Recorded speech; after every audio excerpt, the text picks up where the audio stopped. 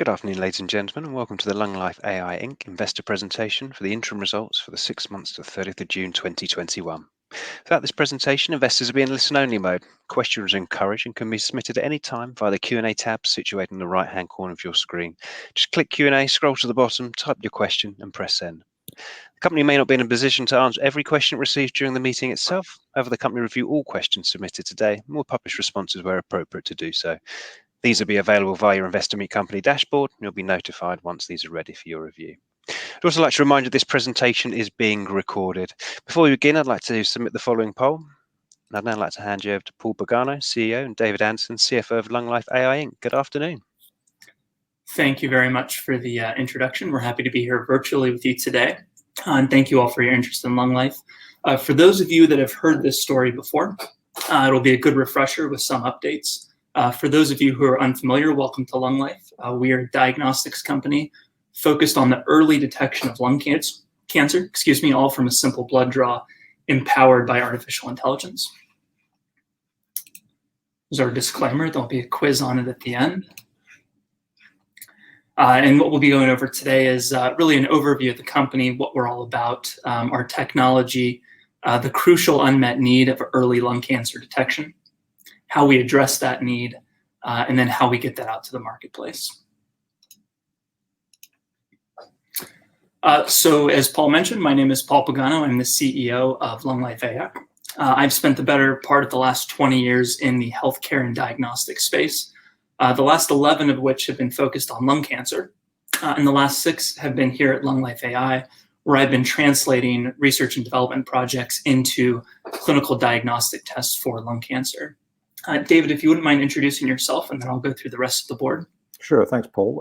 Good afternoon, everybody. David Anderson, CFO. So my background, I spent most of my life with BDO in London, 11 years as an audit partner, and a couple of years as an audit partner with Crowe in Cheltenham. Then the last 8 or 9 years on the commercial side of life, and been with the company since early 2020. Thanks, Paul. Back to you. Thanks, David. Now, the rest of our board represents a good mix of diagnostics and med tech experience, and overall excellent operational experience on which to draw from. You may be familiar with Roy Davis. He serves as the company's chairman. He spent the last 30 years in med tech, has extensive experience as chair, so we're happy to have him on board. Andy Butler is our senior NED.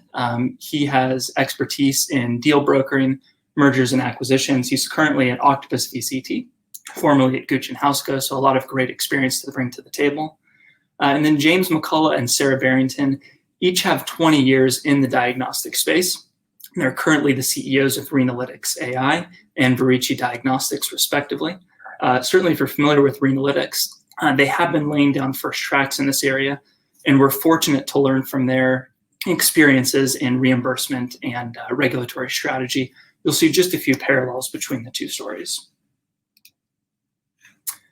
Now, our scientific advisory board represents the key decision makers in early lung cancer detection.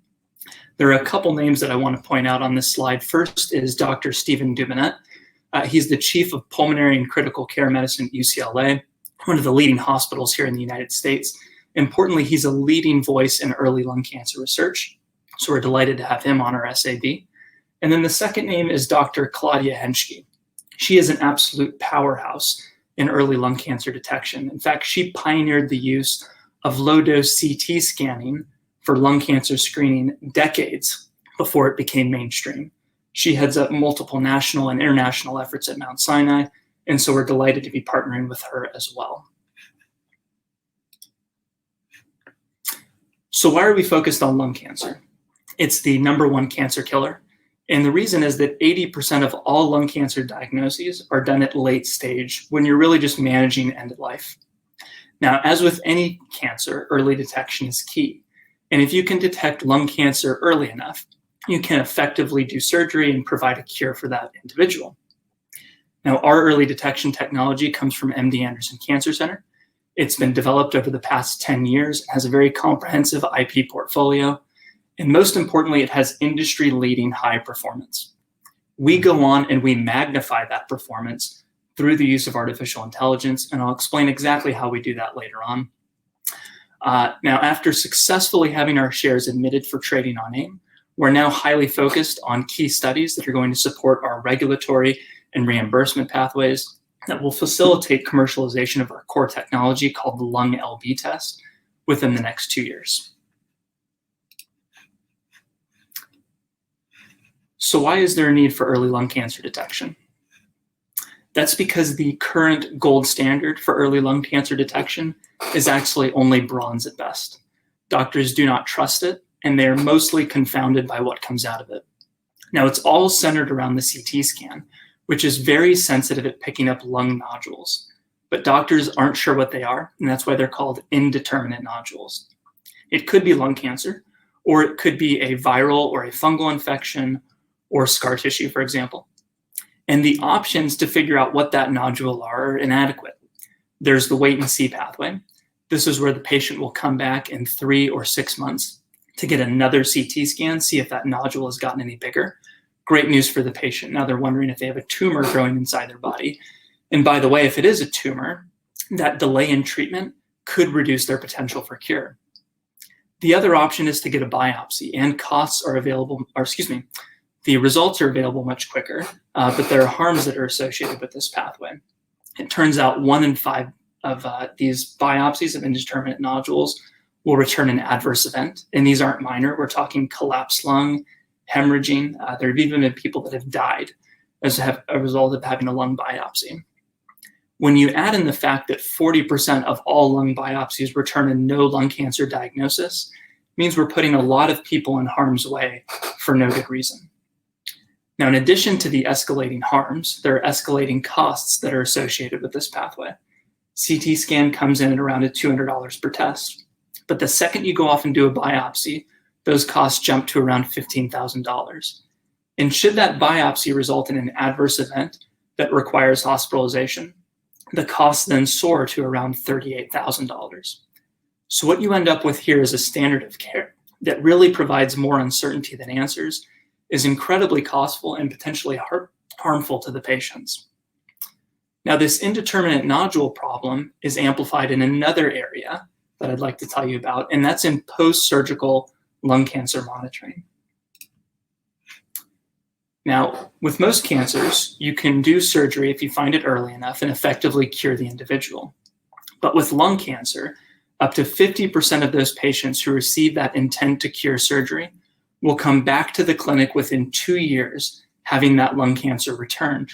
And it most commonly returns as metastatic disease. This is because circulating tumor cells, which I'll touch on in a minute, are active in early stage lung cancer, and they cause that metastasis. Now, the standard of care here is to get a CT scan every 6 months for 2 years, but we know the issues with CT scans. Now the doctors are even more confused because they're not sure if that new nodule is scar tissue from the surgery or if that's the lung cancer coming back. Also, biopsy is standard of care here to figure out what that nodule is, but it's even less practical in this situation because now the individual has had part of their lung removed as a result of that surgery. So you're talking about potentially more harm and more danger for that patient.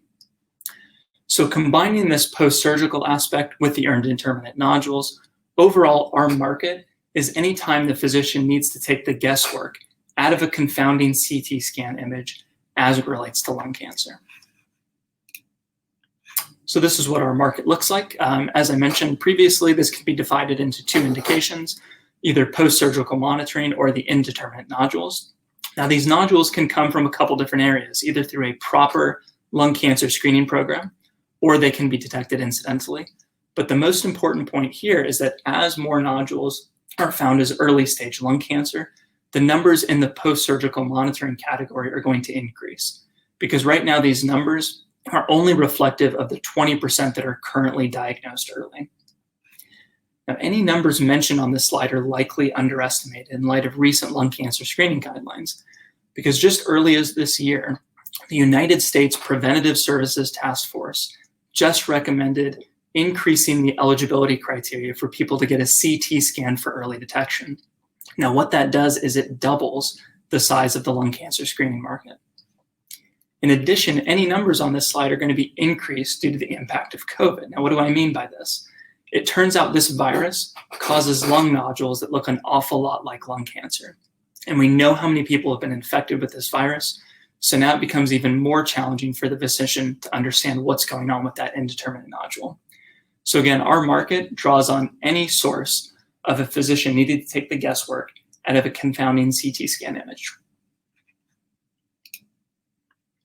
All right, so how do we address this unmet need? Well, we do so with the LUNG-LB test, and it all starts off with a simple blood draw. We look at circulating tumor cells. These are bits of the tumor that enter the bloodstream and try to spread to other parts of the body, a process known as metastasis. And because it's a direct measurement of the tumor, it gives it a high degree of confidence of what we're looking at. Now, the way we detect those CTCs is critical. We use a technology called FISH. This is a microscope-based readout. Lends itself really well to artificial intelligence. Again, I'll explain exactly how that works in a couple of slides. But an important takeaway here is that circulating tumor cells and FISH are familiar technologies to the physician. So we're not creating another barrier to entry of a technology that they're unfamiliar with. Now, because it's a direct measurement of the cancer, again, circulating tumor cells, we have well-balanced, strong sensitivity and specificity or high performance. And I'll go into that in a little bit of detail when I cover our pilot study results. Now, there's also great news about the clinical care pathway, because as it turns out, if a pulmonologist wants to do a biopsy, there are a series of blood tests that have to be done first. What this means is that our test fits within the current clinical care pathway with very little change, just an extra tube of blood. Now, in the previous slide, I mentioned all the harms and the costs associated with this pathway. So the benefits to the patient are very clear. Let's reduce the number of unnecessary and risky biopsies and minimize delays in treatment from that wait and see pathway. But this also has to translate into reduced costs. And at a proposed $950 per test, the LUNG-LB technology does both of those very well. And as I mentioned before, it's not just indeterminate nodules. There's other indications for this technology as well in the post-surgical monitoring space. So how does the test work? Well, it's a measure of circulating tumor cells. Again, that's a direct measurement. There are complexities in how they are handled and analyzed. And I'm telling you this because it's partly reflected in our IP filings. It also gives me a high degree of confidence that this is not something that's going to be easily reproduced elsewhere. But from the physician's perspective, it's incredibly simple. They draw the blood, they drop it in a prepaid mailer without any ice packs, and then they get a report back to them as either positive or negative. Nothing challenging to interpret. The complexities happen in the background, but that's okay. We have the expertise at LUNGLIFE. In our lab, we isolate the circulating tumor cells. Then we do FISH, which is a process of applying our custom and highly specific light signals to the DNA. And then we automatically take pictures of them under the microscope. And the microscope tries to count those light signals and either bin the cells as normal or a circulating tumor cell. But again, from the physician's perspective, incredibly simple. Draw the blood, test comes back as either positive or negative.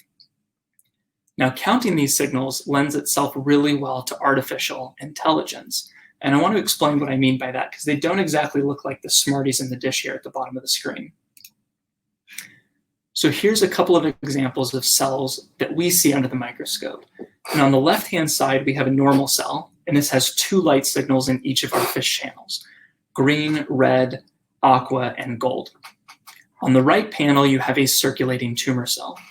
While this has a normal number of light signals in the green and red channel, it has extra signals in the aqua and the gold channel. Now, what the microscope tries to do, what the microscope tries to do is automatically count these light signals and categorize the cells to help the technician identify those cells much more easily. But the images aren't always this clear. Here's an example where we have one solid light signal, and the other one looks like a piece of spaghetti stretched out in three-dimensional space. Now, the computer ends up misclassifying this because existing algorithms cannot read three-dimensional images. In fact, they read compressed two-dimensional images, and we can see when you compress that image, you lose some of the information. So we've engaged with persistent systems to help us out here. You may recognize the name from Renalytics. Not only are they a powerhouse in software development, but they also have extensive expertise in artificial intelligence. And importantly, they're already behind the firewall at one of our leading healthcare institution partners, Mount Sinai. I'll explain why that's going to be helpful a little bit later on. But we're working with them to develop an artificial intelligence algorithm that will call these light signals more accurately. We're already seeing encouraging data from our pilot study. We're seeing a boost in our sensitivity of 4 percentage points, and I'd like to put that in the context for you. For every 100 people that take our test who end up having cancer, we will find an additional 4 patients on top of what the CTC biomarker has already discovered just by analyzing the existing data more effectively using artificial intelligence. Now, there are other benefits with the AI as well. We have a massive reduction in the number of misclassified cells. This is important because the technician isn't going to spend a lot of time looking at the incorrect cells. That translates to reduced labor costs, better margins for our technology. On the back end, there's also a level of objectivity you get with an AI algorithm. This is going to be important when regulators want to understand exactly how the test works, because then we can pop open the hood and show them exactly how the AI algorithm is calling those circulating tumor cells. Now, I mentioned before, this is a high-performing test, so what does that look like? Well, our data is what we call as well-balanced. That means we have strong sensitivity and strong specificity. And the reason is that we're a direct measurement of the cancer. This data is based on a prospective 149-patient pilot study, multiple centers, which include Mount Sinai and MD Anderson Cancer Center. And our sensitivity is 76%, specificity is 71%. This is the level of performance that takes it out of an R&D project and puts it into a category that's commercially viable. Now, our clinical advisors have mentioned that in the backdrop of a well-balanced test, high positive predictive value is a critical metric here. Let me put that into context. Sensitivity and specificity, that's great to show you how your test performs, but it's a measurement of the past. How well did your test perform in a particular study? But in the clinic, it's all about the future, because in real life, in the clinic, you have an unknown nodule, and the doctor needs to make a prediction as to whether or not that nodule is cancerous. And so what this is saying is that an 89% positive predictive value, if that gets a positive test result from the LUNG-LB test, 89% of the time, that's going to be lung cancer. So at this level of sensitivity, we're finding most of the lung cancers at a high positive predictive value of 89%. It's going to give the physician confidence that a positive lung-LB test result is actionable. Based on the encouraging results from our pilot study, we're designing a pivotal validation study. And there are a few reasons that we want to share with you of why we believe the pilot study is a great indicator of our performance in the validation study. Now, first, we've always used the intent to use population, people with indeterminate lung nodules who are getting a biopsy, not healthy individuals versus cancer. The latter is always going to show you much better performance, and then you will be disappointed in your larger study. I cannot tell you how many times I've seen that in the last decade in lung cancer in particular. Second, we understand how the test performs from a multi-center approach, because you'll have different patient demographics, different level of expertise at different hospitals, even something as simple as weather and what its impact on the blood test is. For example, freezing cold temperatures in Mount Sinai during the winter, or hot and humid temperatures at MD Anderson Cancer Center in Houston, Texas during the summer. The last thing is that the performance that we've shared to date is only based on the CTC biomarker. It doesn't include the benefit from our artificial intelligence, doesn't include the benefit from what are known as clinical factors. And let me provide some color to that. Some of our competitors use what are called nodule classifiers, where they incorporate clinical factors like nodule size, smoking history, things that in and of themselves can predict lung cancer and usually increase your test performance. Now, we will be doing the same, but what this shows me is that our CTC biomarker stands strong on its own. So we're going to be kicking off 2 studies. The first is looking at the performance of lung-LB in indeterminate nodules. It's a short duration, roughly 12 to 18 months, because it's a point-in-time comparison. We're comparing the results of the blood test to the results of the biopsy. And we've recently initiated this study through a kickoff meeting with our CRO, so we're on track there. The second study is with post-surgical monitoring, which we'll be kicking off later this year. Now, this is a longer duration study because we have to follow these patients for 2 years to see when their lung cancer returns. And we're kicking this off now for a couple reasons. First, to get a 2-for-1 enrollment benefit, because as more lung cancers are detected early in our indeterminate nodule study, they can then be subsequently enrolled in the post-surgical monitoring study. Second is that by the time our nodule study is wrapping up, we'll have plans to extend for what are called expanded claims with our post-surgical monitoring study. So the idea is we're thinking a few steps ahead here when it makes sense and why we're kicking these studies off at the same time. So how do we commercialize this technology? Well, on the pivotal study design, we're doing so in a way that the results can be submitted to the FDA for regulatory authorization. And we plan to offer this test as a service in our CLIA lab. Now, CLIA is the foundation to your commercialization pathways, your entry into regulatory and your reimbursement paths. I'm very pleased to say that we have our California CLIA license. This covers us for most states. There are a few that have their own separate process, including New York. We're in the process of getting that New York State permit now. But the other thing that I want to point out is the FDA path is strictly voluntary. We could stick with CLIA alone and commercialize the technology. We believe, though, that the scientific rigor that's required to undergo an FDA study is going to provide confidence to all stakeholders, patients, physicians, and payers alike. Now, we're going to be approaching the FDA with what are called adjunct claims. And this means the lung LB test will be another tool in the physician's toolkit. FDA is very comfortable with adjunct claims because it puts the level of control in the doctor's hands, less liability on FDA and the diagnostics company. FDA also has a program called Breakthrough Device Designation. And what this does is it affords manufacturers like LungLife an accelerated path through the process. Now, we believe the lung LB test is eligible, and so we intend on submitting an application for breakthrough designation for a number of reasons. But there's one that's recently come up that's related to reimbursement. So it's great if you can run your test, fantastic if you get regulatory authorization. But if you can't get paid for it, it's an R&D project, and it's not a clinical diagnostic product. And reimbursement is how you get paid here in the United States. It's a long timeline that involves code, price, and coverage, which is why we're kicking the process off now. But with the coverage component, there's a new rule that's been proposed. It's called Medicare Coverage of Innovative Technology.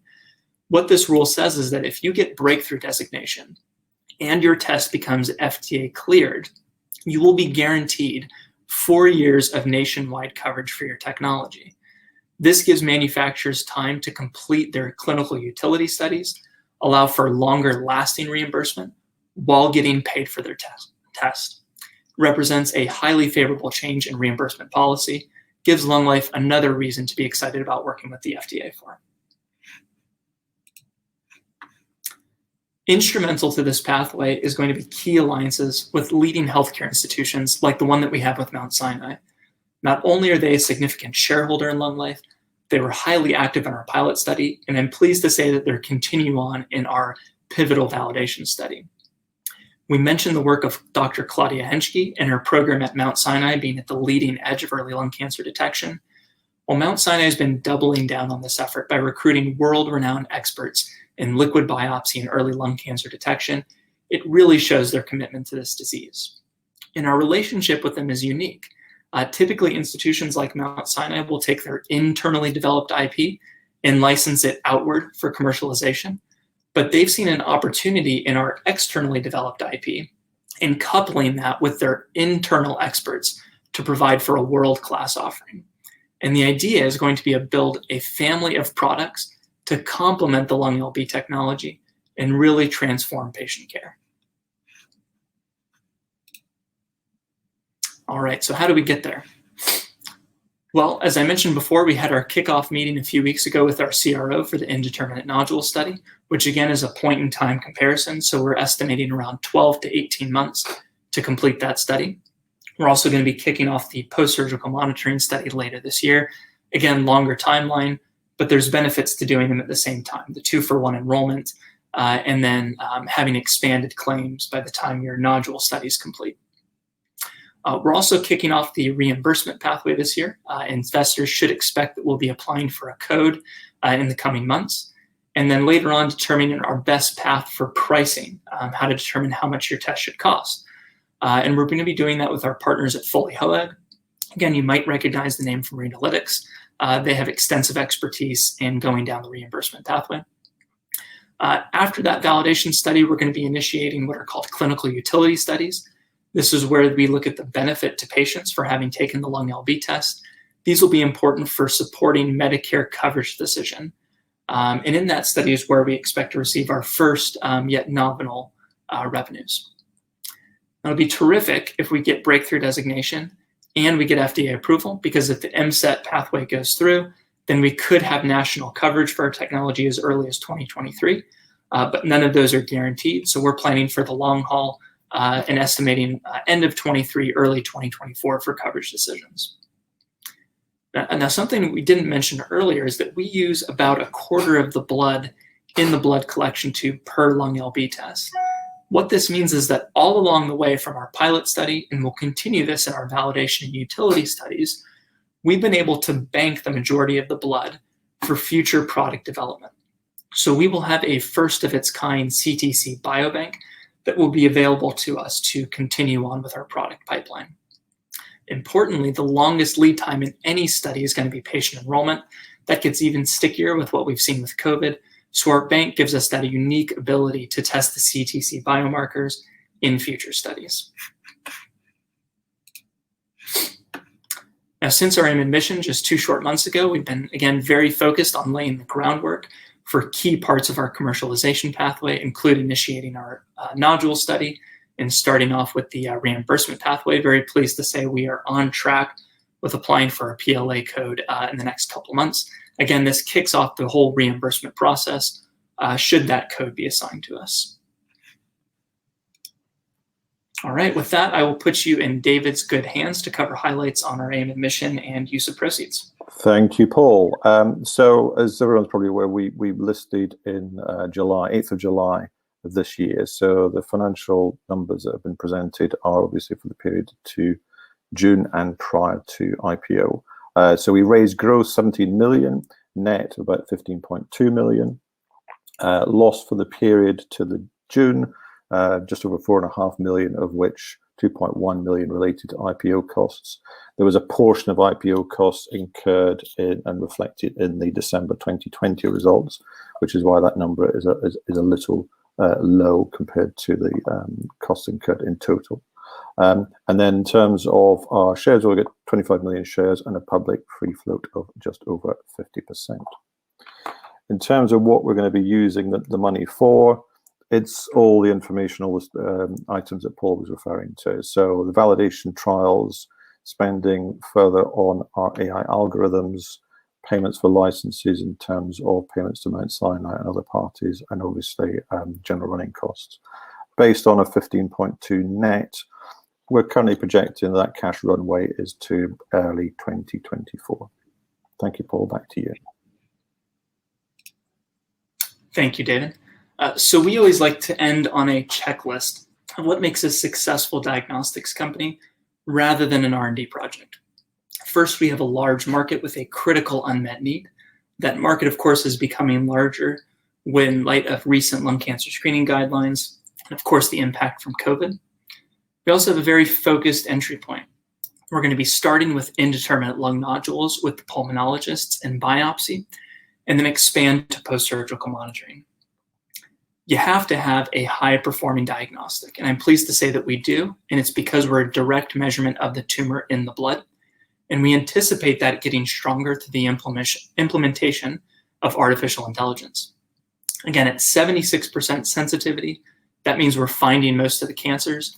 At 89% positive predictive value, that gives the physician the confidence that a positive test result is actionable. Now, if in real estate, it's all about location, location, location. In diagnostics, it's all about reimbursement, reimbursement, reimbursement.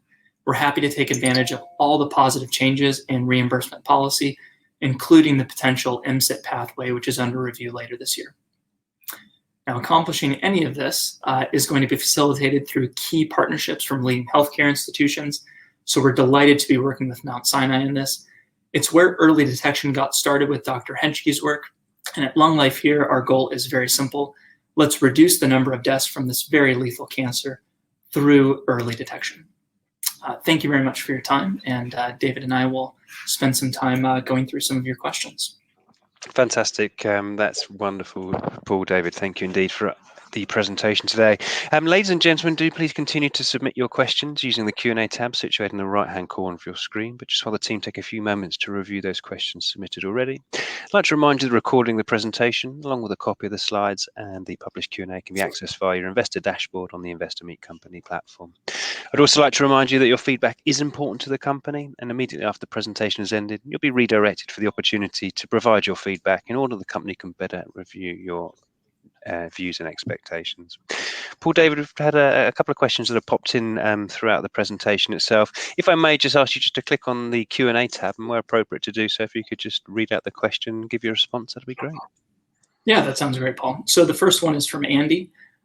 You look to have a large commercial and patient benefit at $950 per test versus the $15,000 for biopsy and other costs. So what are the challenges you see taking market share and margin expectations you have? Yeah, that's a very excellent point. We've identified the key decision makers here in the indeterminate nodule space. This is your pulmonologists and their department division chiefs. But importantly, this isn't going to be your typical sales strategy, because salespeople aren't allowed into pulmonary and critical care medicine suites for patient safety. These are usually the sickest of the sick people in the hospital, where a lot of COVID patients are, for example, right now. This is actually a very good thing for LungLife, because it allows us to keep our sales force very small, very nimble, and very focused. And we have a two-pronged approach for this. First is through more of an influence style marketing. This means a steady flow of peer-reviewed publications, hitting the conference circuit. We understand that this is where pulmonologists learn about new and innovative technology. They also realize that they don't have access to that typical sales strategy, so they're much more open to receiving that influence style marketing. Now, the second prong is to be taking this as a business development effort through the department division chiefs. Now, the reason I think this is going to work is because if I know that there's sort of any challenge in integrating a new technology into the physician's hands, it's by creating a barrier in their standard clinical care pathway. But what I mentioned earlier was, if a pulmonologist wants to order a biopsy, there are a series of blood tests that have to be done first. And so what that means is the lung LB test fits within the current clinical care pathway with very little change. Look, you're already drawing blood, add one more tube and send it off to LungLife. And so we're going to be working with the division chiefs to integrate the lung LB test side by side in the department's best practices. Now, this is going to be great for the hospital because it allows them to focus on more important things like patient outcomes, health economics. We'll be able to take a lot of that burden off their shoulders.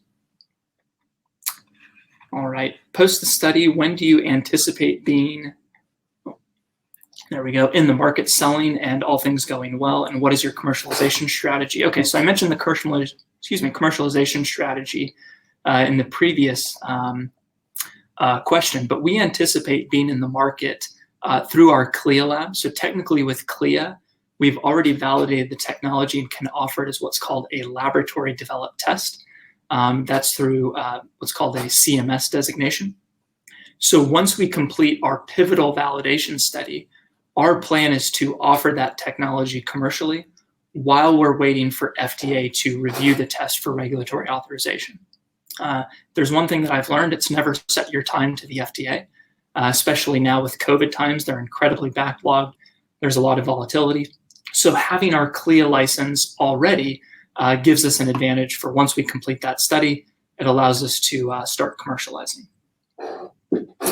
Okay, so question from Justin: when can we expect an interim update from the validation study? So that's something that we have to work on with our biostatisticians. Typically at the midway point, once we've enrolled around 210 to 220 patients, we may or may not take a look at the data. Part of that is it gets a little bit on the scientific side, but you want to make sure that you are not influencing your study results if you end up taking an interim result. So we'll take a look once we have about 200 patients enrolled, make sure we're on the right track, and make the decision at that point in time. All right, question from Nick J. What competition are you seeing in this area, and what news flow should we look to see in the near term? So I'll hit the news flow first. You should be looking at news flow in the realms of product development and the company hitting our regulatory and reimbursement milestones. So investors should expect that we apply for a code later this year. And then from a regulatory standpoint, just bolstering our quality activities. We want to make sure that we have a leading quality program here at LungLife. That's a key initiative for us. In terms of competition, there are a few players that are already in the market. What's interesting about our competitors is that they all use a different technology or a different analyte than what LungLife is using. So I look at them less as competitors and more as complementary technology. We are the only company that uses circulating tumor cells in this early lung cancer detection space. You'll find that most competitors are using cell-free DNA. These are bits of the tumor that enter the bloodstream, and you can pick them up with next-generation sequencing, or they'll use autoantibodies, for example, or a bronchial brushing. But again, if there's a way to combine that CTC component with other components, for example, from blood plasma, I think that gives the best benefit from the patient from a sort of multi-dimensional approach. Yeah. That's fantastic. Paul, David, thank you. I think you've covered off all those questions from investors that we've had through so far. And of course, if there are any further questions submitted, you will have the opportunity to review those, and we'll publish responses where appropriate to do so on the platform. Paul, perhaps before we wrap up and give the opportunity for investors to give you some feedback, if I could just have a few final closing remarks, that'd be great. Yeah, I'll just say stay healthy, stay safe out there. Thank you all very much for your time and your interest in LungLife, and we hope that you all decide to take this journey with us. That's fantastic. Paul, David, thanks again for updating investors today. Could I please ask investors not to close the session, as you'll be automatically redirected for the opportunity to provide your feedback in order that the management team can better understand your views and expectations. This will only take a few moments to complete and be greatly valued by the company. On behalf of the management team of LungLife AI Inc., we'd like to thank you for attending today's presentation. That concludes today's session. Thank you and good afternoon. Thank you very much. Thank you.